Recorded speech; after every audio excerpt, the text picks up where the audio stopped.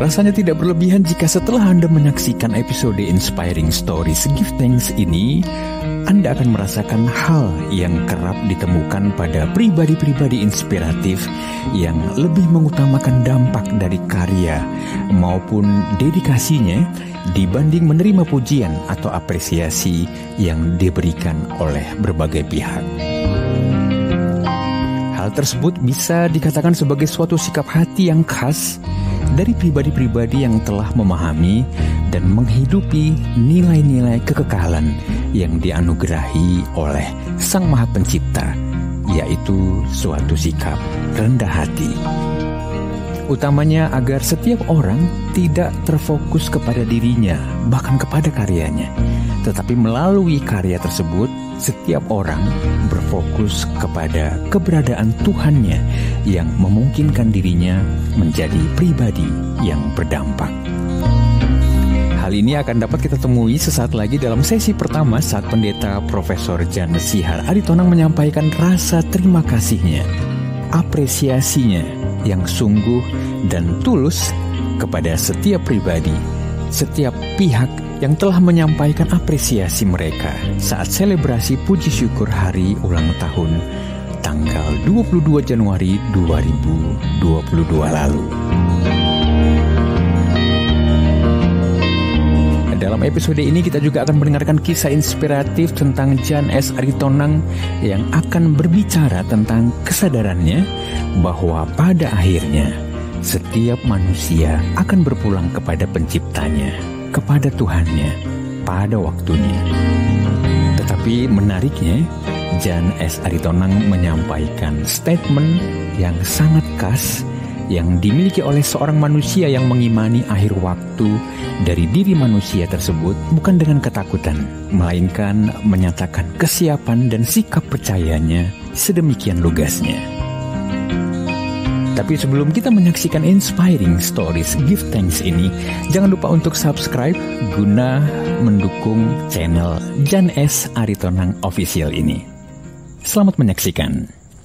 Ibu Bapak dan saudara-saudara sekalian yang saya hormati, yang ikut mengisi YouTube yang diberi judul oleh anak kami maupun saudara Charles Pindo, Inspiring Moments of His History.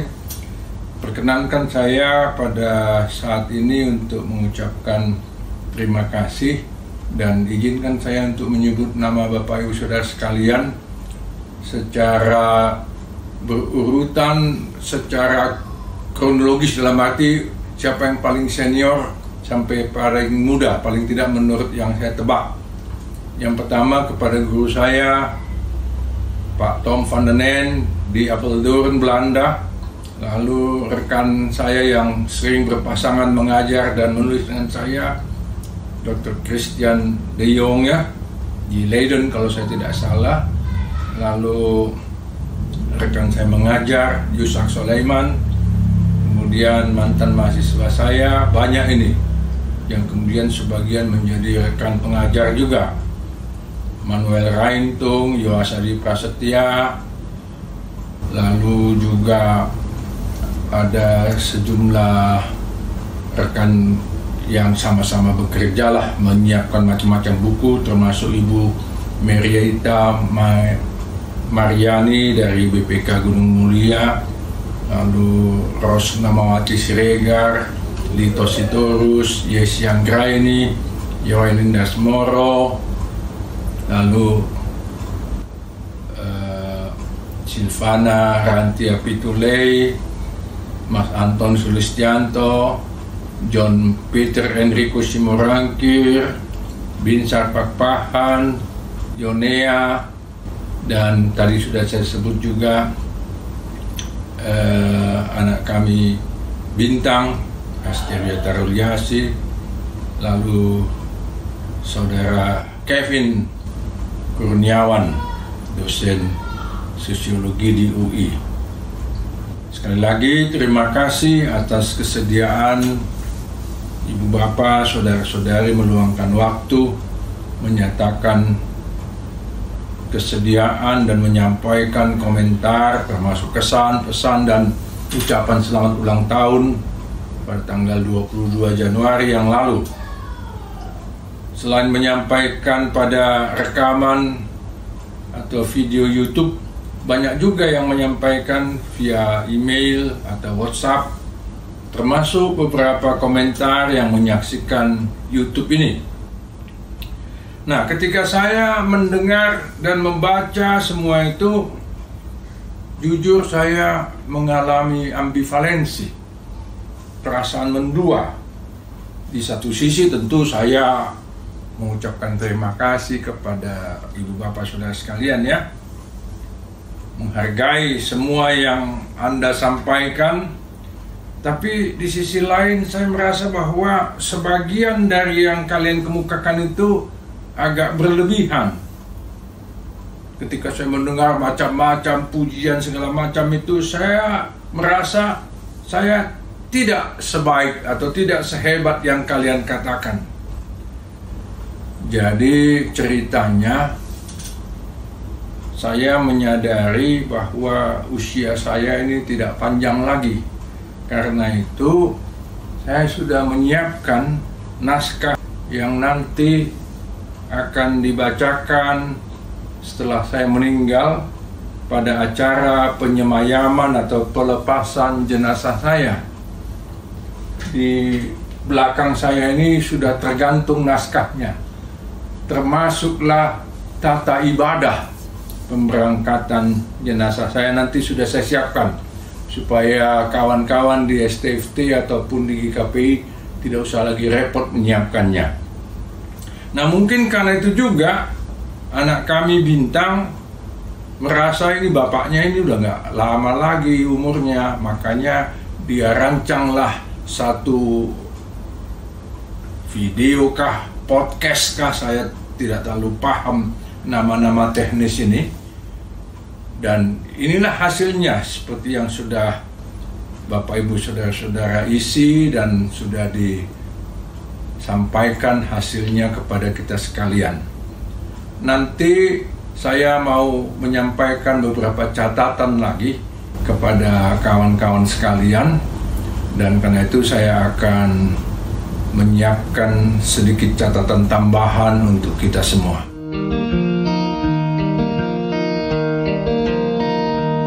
Kita akan segera menyaksikan sebagian dari informasi dan kisah inspiratif karya-karya Jan S. Aritonang serta kolaborasi yang telah dilakukan dengan berbagai rekan dan mitra penulis di Indonesia dan yang juga diterbitkan oleh BPK Gunung Mulia atau juga mitra penulis dan sahabat dari mancanegara seperti Thomas Panden N di Apeldoorn dan juga Chris de Jonge di Leiden, Netherlands.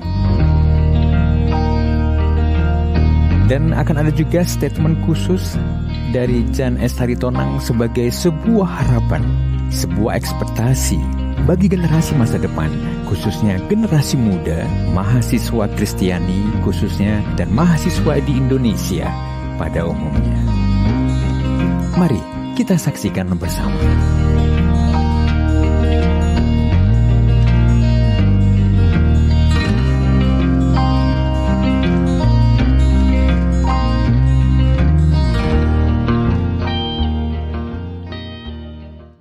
Ya, jadi yang Ibu Bapak Saudara-saudara kemukakan dalam serial YouTube yang sekarang sudah menjadi satu itu kan terutama menyangkut sejumlah buku yang pernah saya tulis, entah sendiri maupun bersama kawan-kawan. Dan yang paling banyak dikomentari itu sebenarnya ada dua buku, yaitu yang pertama itu Kamus Gereja dan Teologi Kristen yang terbaru tentu, lalu yang paling sering dicetak ulang itu adalah berbagai aliran di dalam dan di sekitar gereja ini. Tapi saya mau menambahkan sedikit catatan untuk beberapa buku yang sebagian saya ikut menulis, tapi sebagian lagi justru tidak ikut saya menulisnya.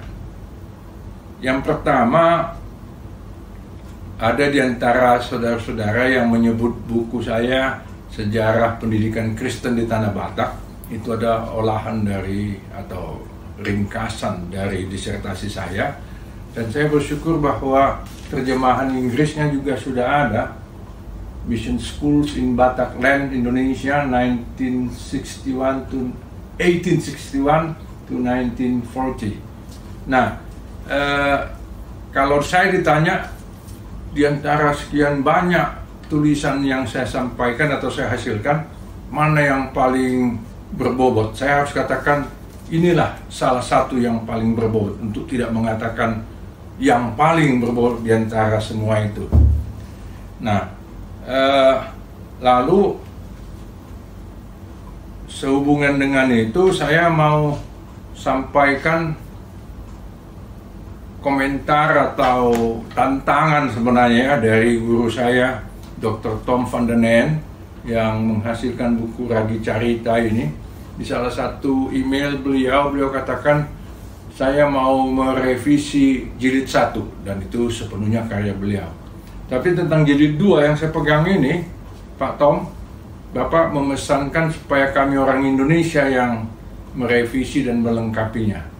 Saya tidak tahu apakah saya masih punya kesempatan ke depan untuk melakukan itu, tapi paling tidak saya akan coba mencari beberapa teman dan mendampingi mereka untuk merevisi Ragi Carita atau melengkapi atau memutakhirkan Ragi Carita 2. Lalu kepada rekan saya Chris de Jong, kita pernah menghasilkan buku yang kecil ini ya, Apa dan Bagaimana Gereja. Ini kayaknya tidak disebut dalam video itu. Dan kita tahu bahwa buku ini sudah berulang kali dicetak ulang. Karena itu ya kita lihatlah nanti sampai kapan dia masih perlu bagi pembaca di Indonesia. Tapi ada satu buku Chris yang pernah Chris katakan itu perlu dimutakhirkan, yaitu Menuju Keesaan Gereja. Itu buku tentang ekumene. Nah, saya pernah tanya kepada saudari kita Septemi Lakawa yang sekarang menjadi ketua STT Kata, apakah bersedia melengkapi dan memutakhirkannya. Tidak ada jawaban yang pasti karena beliau memang sangat sibuk, tapi saya akan juga mendorong kawan-kawan untuk nanti melakukan hal yang Chris sampaikan itu, untuk mengupdate atau memutakhirkan buku Menuju Keesaan Gereja. Lalu ada satu buku besar kita, A History of Christianity in Indonesia, pekerjaan yang cukup raksasa ini, sayang sekali. Tapi ya Tuhan sudah menentukan ya, Pak Karet Steenbrink sudah mengakhiri hidupnya 8 Agustus 2021 yang lalu, sehingga saya tidak bisa lagi secara langsung berkomentar. Nah, tentang buku ini ada tulisannya Pak Tom van den Nen, ada tulisannya De Jonge dan seterusnya. Ada sempat usul atau gagasan untuk menerjemahkan ini ke dalam bahasa Indonesia. Dan BPK Gunung Mulia sudah sempat juga menjajaki kemungkinan itu. Tapi saya pikir lebih baiklah nanti upaya itu atau gagasan itu tidak langsung dalam bentuk terjemahan, tapi justru menjadi bahan untuk memutakhirkan Ragi Carita 2 yang tadi.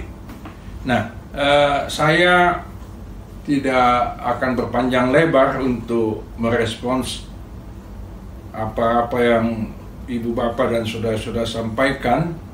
Sekali lagi saya mengucapkan terima kasih, dan kiranya isi dari rekaman itu memberi dorongan dan inspirasi bagi generasi penerus kita, terutama para mahasiswa kita, untuk berkarya jauh lebih hebat dari kita di masa depan.